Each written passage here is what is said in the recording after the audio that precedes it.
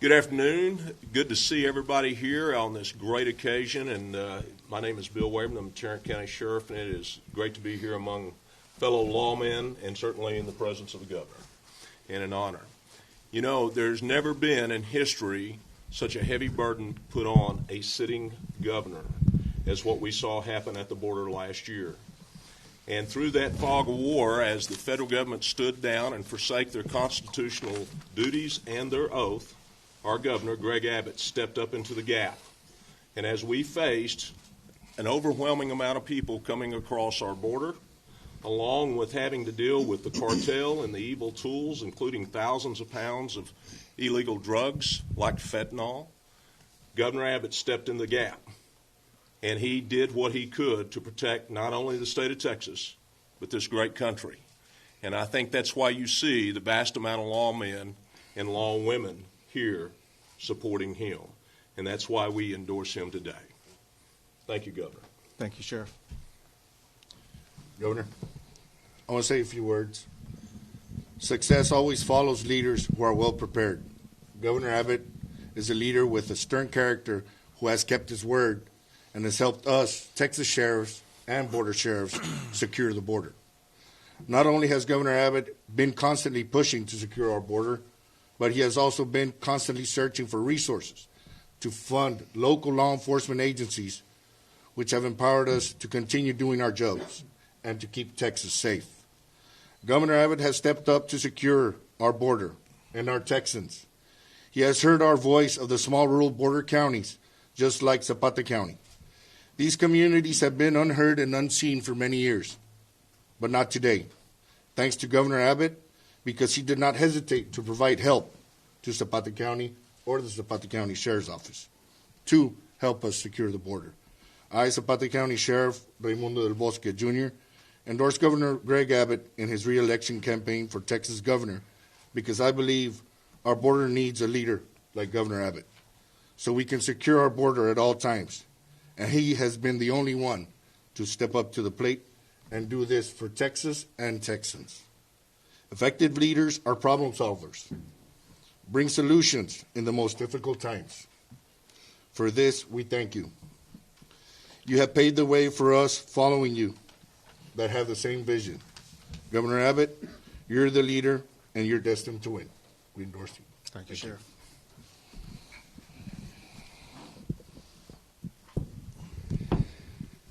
I'm A.J. Louderback, retired sheriff out of Jackson County.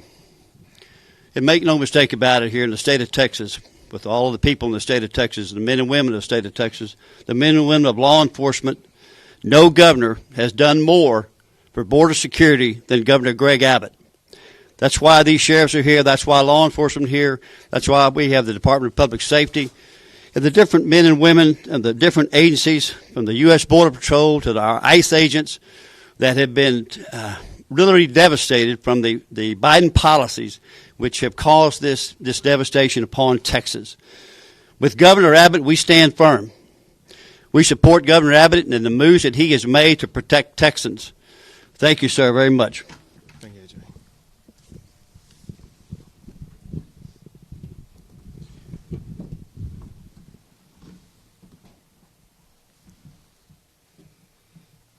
I'm Sheriff Larry Smith of Smith County.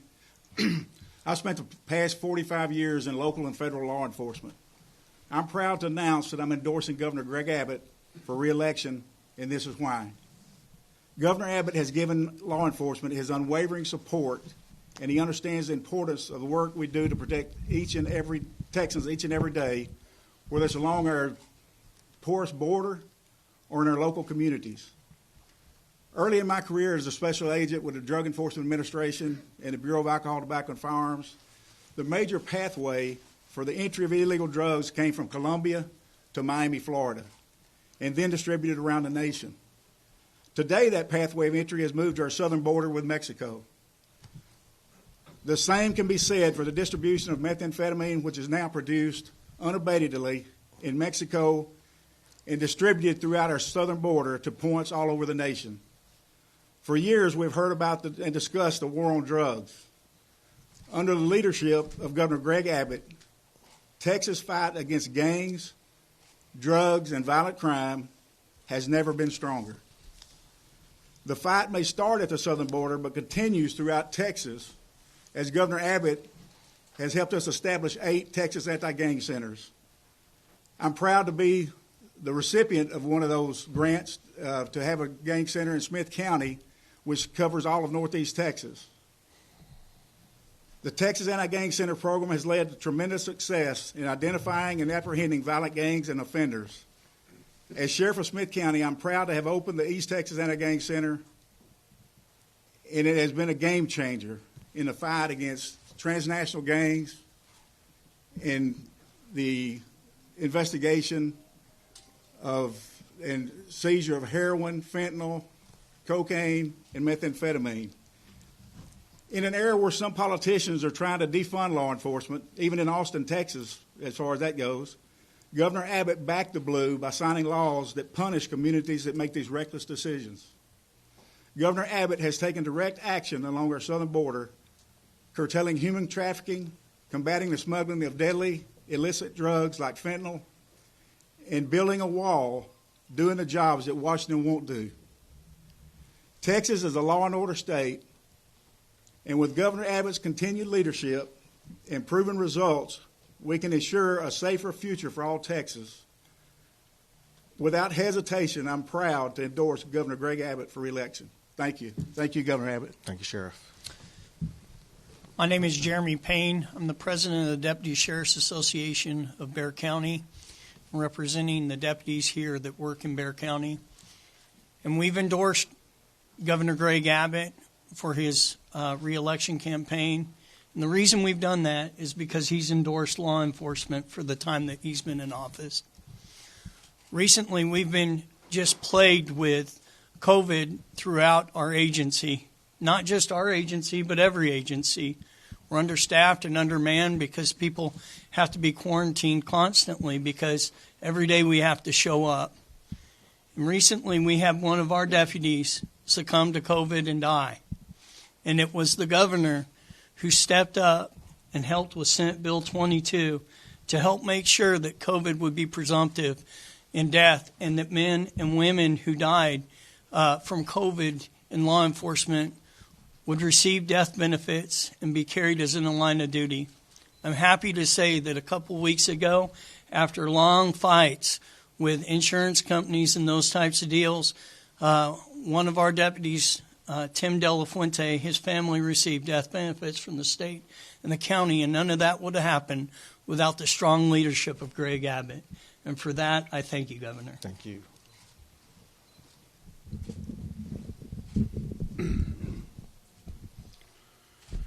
My name is Marvin Riles.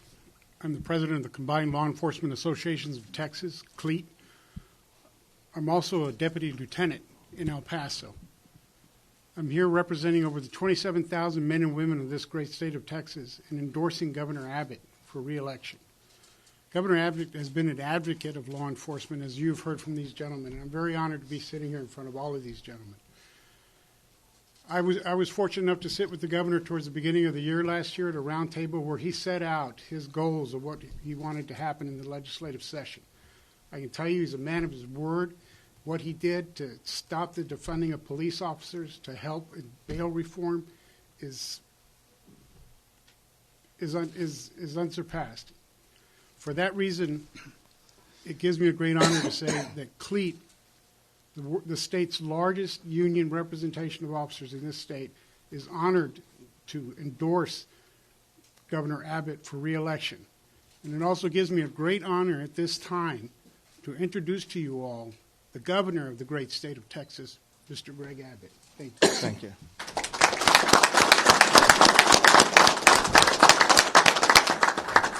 Well, I want to thank everybody. Sheriff Smith, thank you so much for being here. AJ, thank you for being here. Sheriff Dobosky, thank you for being here. We came in together. Thank you, Sheriff Wayborn. Thanks also to Marvin and CLEAT. Good to see you again. Thank you for what you guys do.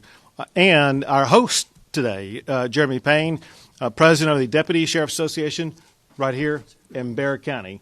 Thank you both for hosting this as well as for your endorsement.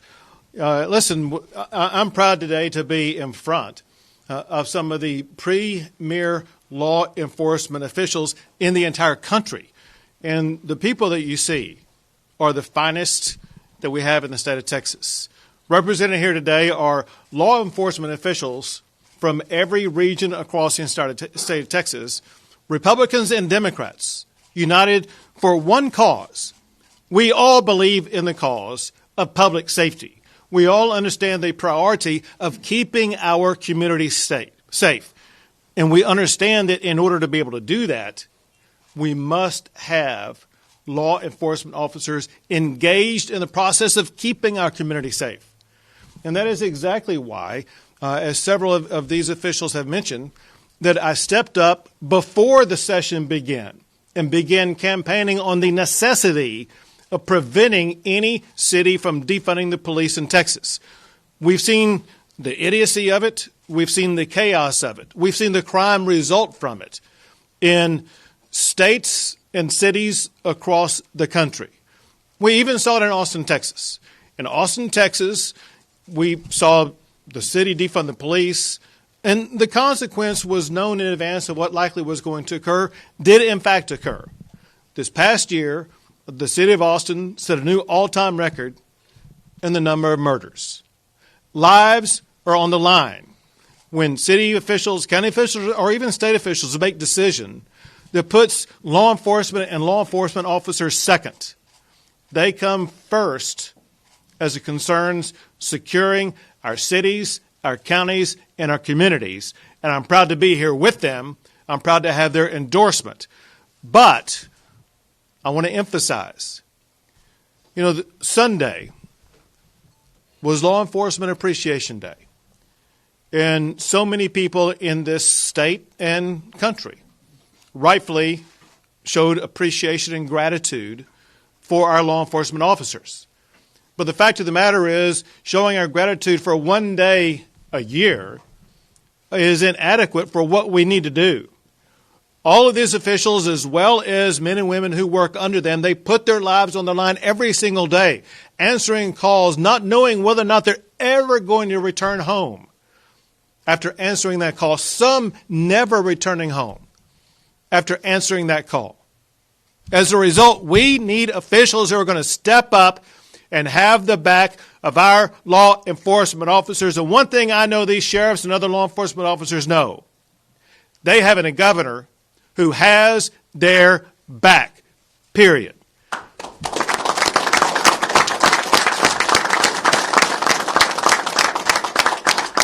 So one thing that we did was to defund any city that defunds police. And, appropriately so, the city of Austin immediately began refunding all the money they had defunded. But it's more than that. I also signed laws to protect law enforcement from dangerous rioters.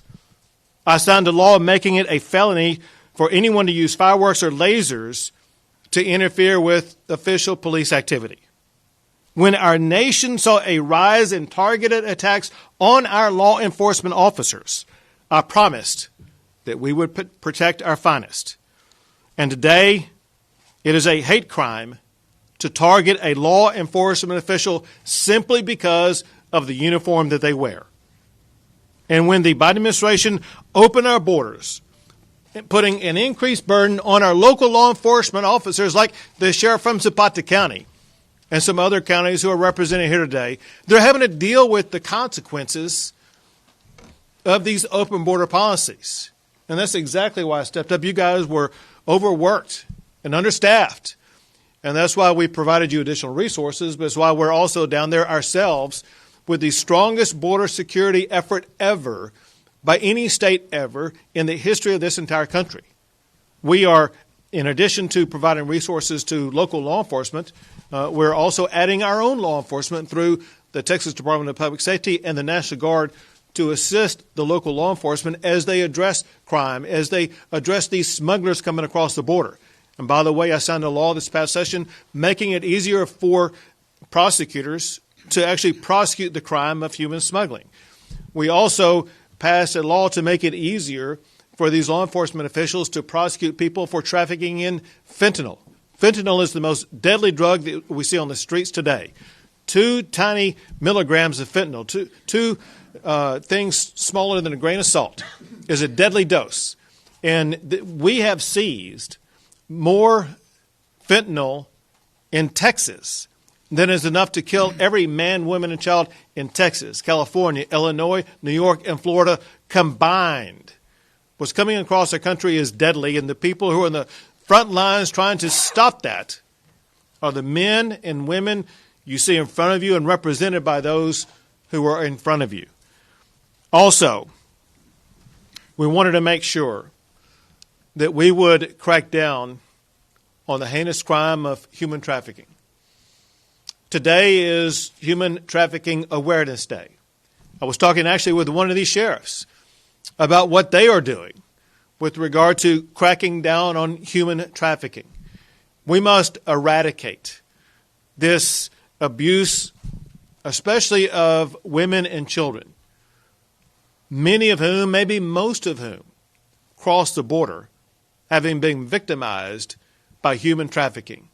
We will not stop until we eradicate human trafficking in Texas. That will not occur without all these law enforcement officers stepping up, assisting in that effort.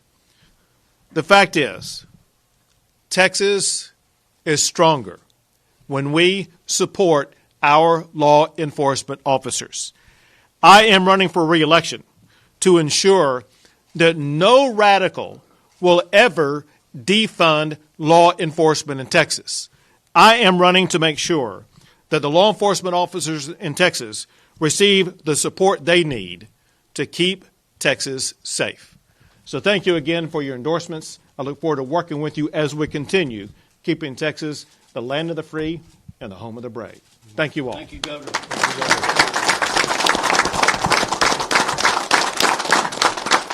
We'll take a few questions. The hate crime, whatever you mentioned right now, is that an executive decision or is something that is going to be before the legislature? It is a law that's already been passed by the state legislature that I have signed into law. It's something that, if you go back in time, you may remember the horrific shooting of police officers in downtown Dallas. And there were things like that going on in other parts of the country. And we said we're not going to allow that to happen again in Texas. And part of the many things that we did in response to the horrific shooting of the police officers in downtown Dallas was to pass this law, making it a hate crime to shoot or attack a law enforcement officer simply because of the uniform they wear. One more, just a follow-up. Mr. Jeremy Payne was talking about the whatever is happening to law enforcement officials with COVID and some of them, losing their lives to that disease. Yesterday, we did a story where local authorities, namely the Berkeley Josh and the mayor, sent you a letter asking for additional resources for hospitals because they're being overrun. Are you going to respond to that, and can you respond right now to that? Well, we've already responded. So what the state of Texas has already been doing, both through the Texas Department of Health Services as well as the Texas Division of Emergency Management, they are surging resources, supplies, as well as personnel to regions across the entire state of Texas.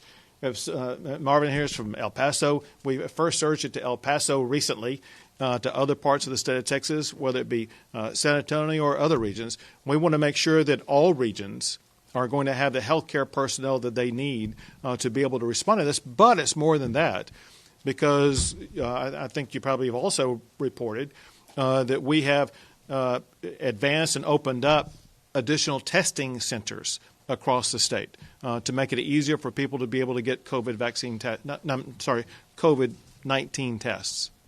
Governor, you mentioned National Guard at the border. You mentioned National Guard stationed at the border. Can you talk about how concerned are you about these reports we've seen in recent weeks that they've had some problems with pay, with a number of suicides, reports of poor living conditions? How concerned have you been about those reports and what's being done to fix those issues? Very importantly, both General Norris as well as General Eulis, General Norris is the Adjutant General for the National Guard. General Eulis is the general in charge of the Operation Lone Star Border Security Plan, as well as my team and myself We stay in constant contact about all these things. Let me mention a couple that you mentioned. On the paycheck issue, listen, that was something that General Norris was involved with from the very beginning. When they added 10,000 National Guard to be involved in Operation Lone Star, it's my understanding there's been a total of 84 of those National Guard who've had a paycheck challenge. And the paycheck challenge, for the most part, was they were getting their paycheck at the end of the month as opposed to at the beginning of the month. And they just had to go through the paperwork process to get it done. All paycheck issues have been addressed. As it concerns suicide, first I'll tell you this, and that is, listen, as the commander-in-chief of our troops in the state of Texas, the life of every one of them is significant. The loss of any of them is extraordinarily hurtful. But to understand the context of all this, it's important to understand that anytime there's a suicide, there are investigations of it. And we'll see how it turns out, but I think you'll find not all the suicides, of which I hear there were 4 that were reported, actually occurred during Operation Lone Star. That said, we need to understand the larger context because this is not, if you would, an isolated incident. Let me go over the numbers of just the months of July, August, and September of 2021, which is the third quarter of 2021. In the United States military, there were 163 suicides in those 3 months, 37 of whom concerned National Guard. For the first 9 months of last year, under the Biden administration, there were 476 suicides of United States military members. I point that out for a couple of reasons. First, to understand that what may or may not have happened in Operation Lone Star is not an isolated incident. But second, it is offensive for any of these people raising the issues to politicize the issue of a military member losing their life. If they are saying something about what's happening in the National Guard in Texas, why are they not at the very same time saying something about President Biden and having lost hundreds of members of the United States military losing their lives to suicide? Why are they silent about that? The answer, they're just playing politics. The life of a soldier, far more valuable than the words of a politician playing politics. One more question. Governor, I want to ask you, instead of customers for CPS paying a rate hike to make up for last year's winter storm, should CPS management take a pay cut? So with CPS, to be honest, it's a little bit more complicated than some others. If I recall correctly, CPS was actively involved in the entire management of the grid also. And CPS, there are, put it this way, there's a lot of complexities involving CPS. And they're going to have to make their own decisions about what is the right pathway forward. Thank you. Governor, you're surrounded by more than 2.